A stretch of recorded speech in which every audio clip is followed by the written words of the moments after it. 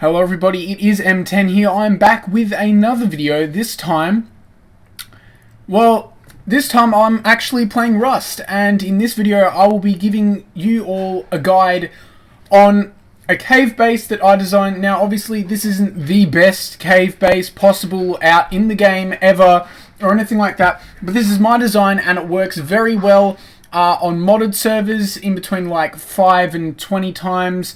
It is possible to recreate on a regular server, but I would highly recommend having /remove available, and well, I would make it out of stone or sheet metal instead of armored. So the base works very well defensively. It is designed so that it has very spread out loot areas, lots of sniping and defense areas, so that if you get online raided, this base should be really good. And it'll also work really well for clans, because there are several spots throughout the base where there are like sniping points, and you can move and get pushed back and back further into the base while still having several sniping points available for you to take out incoming attackers.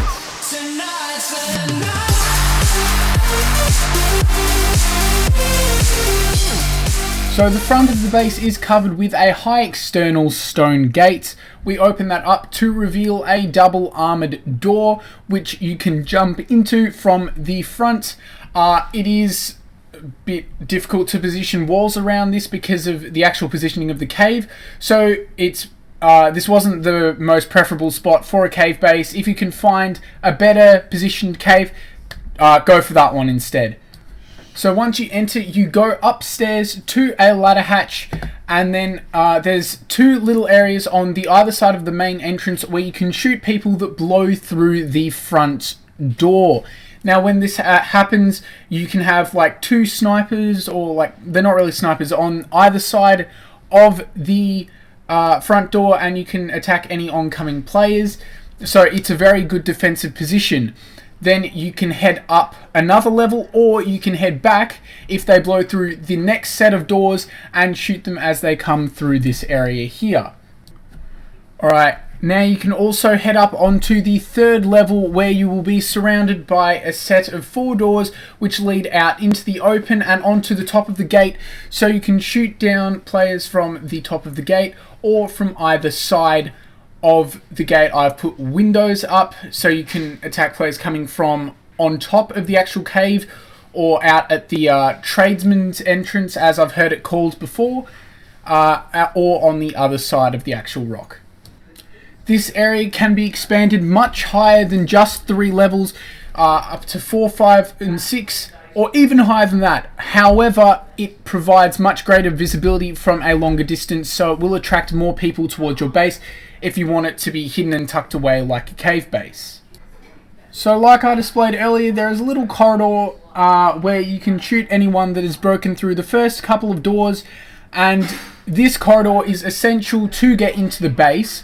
So you actually, it is a 100% guarantee that players will go through the corridor. Now in this corridor here, I've got 3 defensive positions, one up high at the front of the base, one little window on the side for players to run past. You can use a shotgun, and one up the top to spray down or use bolt actions on any players that are coming through the set of doors, or that have just blown through the set of doors. So yeah, here are the lookout points. Pretty much any players that come into here with a full clan online, or at least 3 or 4 players online, if they are players that are defending, have good accuracy, there's nowhere they can go. They're pretty much trapped in this area.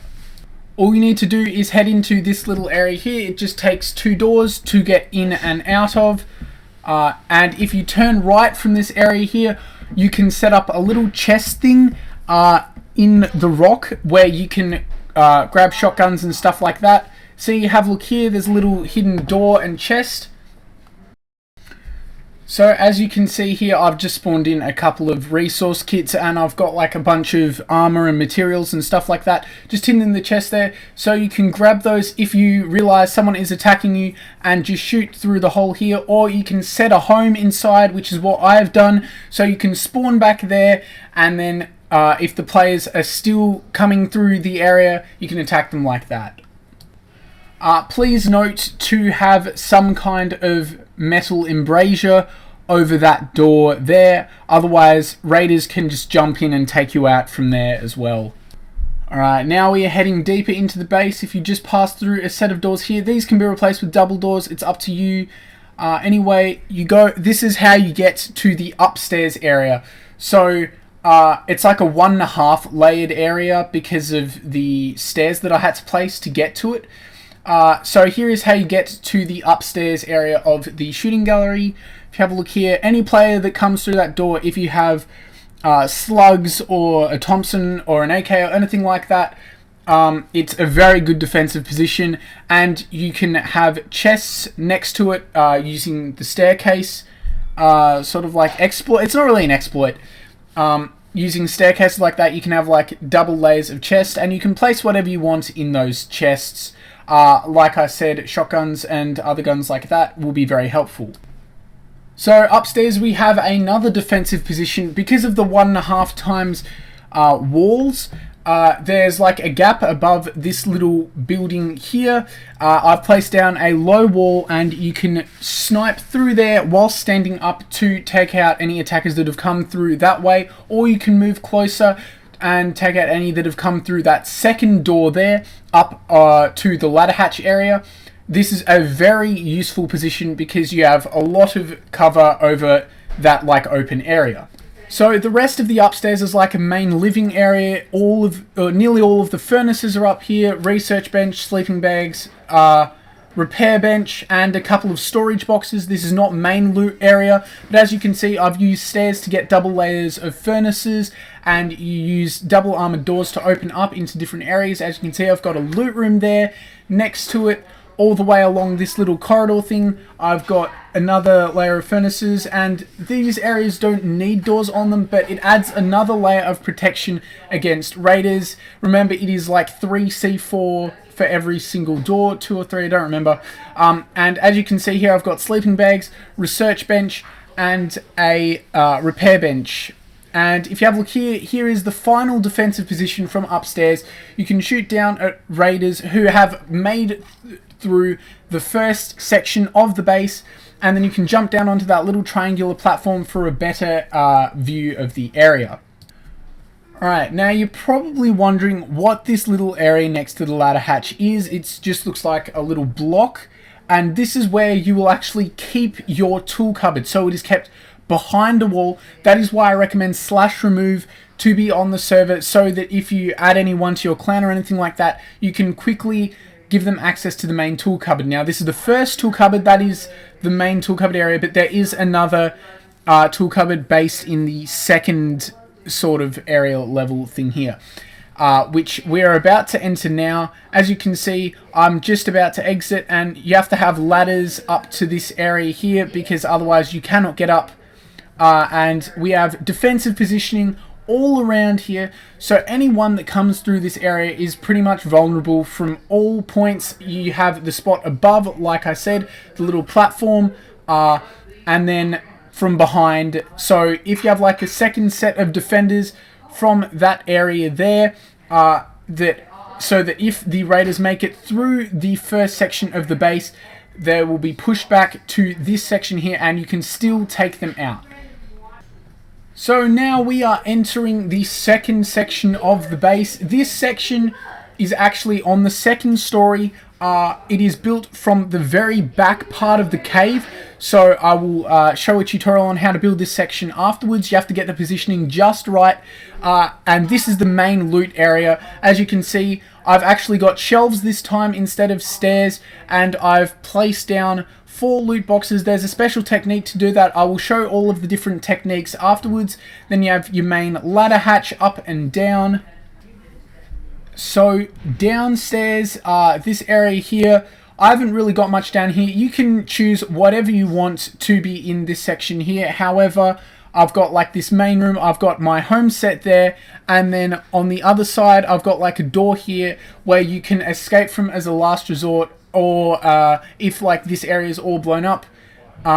This is like a little defensive position, but I can also use it as a sleeping area, or if you want to grow hemp or something like that.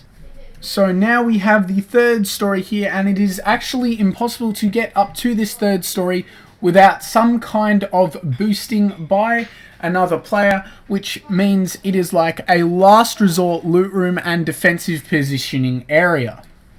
So in this upstairs section here, we have like, this is where I would keep my C4 and all that like important loot in these little storage areas here. I can't fit shelves in this section here because of the low roof, so you have to be careful when you're walking around in this section.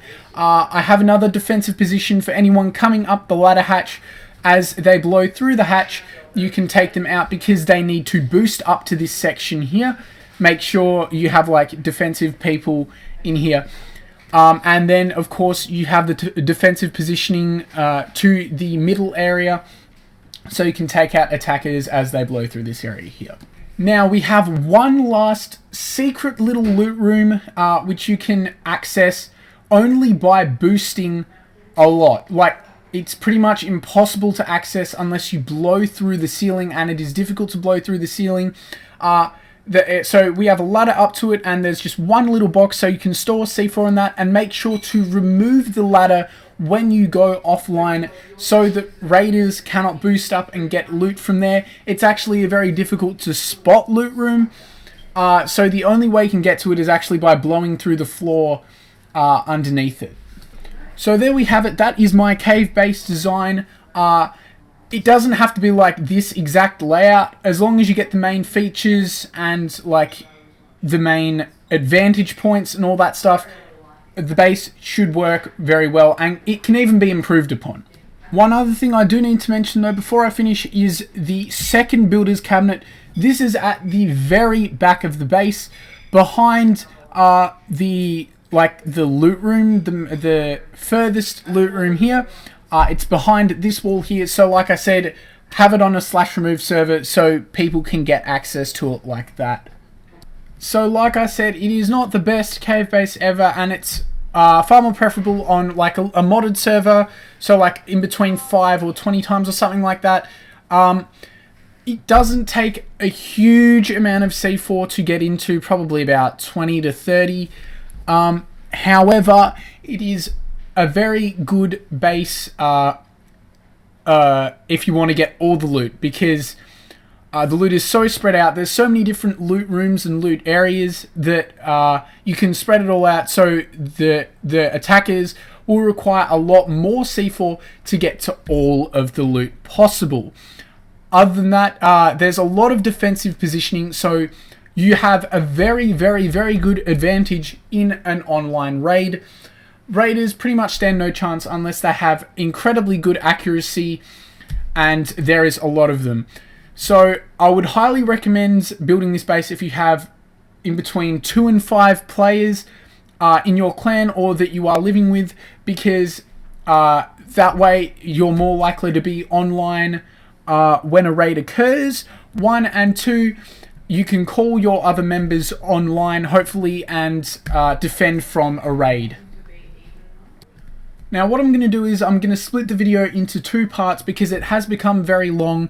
And the second part, I'll be giving you all the tips and tricks of the base design. I'm not going to show you me creating the entire base because it took 2 hours or something, but I'm going to show you like the actual techniques that I used. For example, the stair loot rooms, the 4 boxes to 1 shelf, where to position the foundations and all of that good stuff like that, so that you guys can recreate this base, or at least some version of it, and have all the different techniques available. So I hope you all have enjoyed watching this video. If you have and you would like to see that part 2, you would like to see more Rust tutorials, please make sure to smash that like button, and don't forget to subscribe for more Rust content coming soon, as well as other games. Anyway, like I said, thank you very much for watching everyone, and I will see you all in the next video. See ya!